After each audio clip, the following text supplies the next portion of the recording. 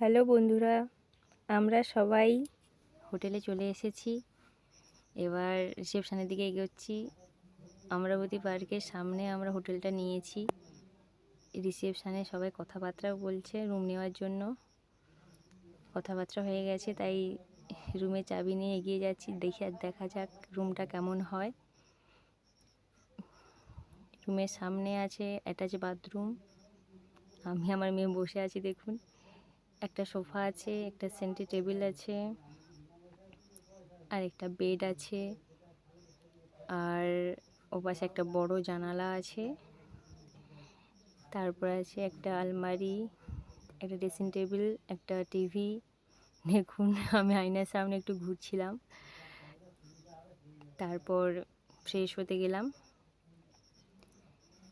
Fresh হয়ে আমরা সমুদ্রে স্নান করতে যাব, তাই অনেকটা দেরি হয়ে গেছিল। তাই আমরা সবাই খাওয়ার দিকে এগিয়ে গেলাম। আমার মেয়ে নিজের হাতে খেতে পারে না, তাই ওকে আমি খাইয়ে দিচ্ছি।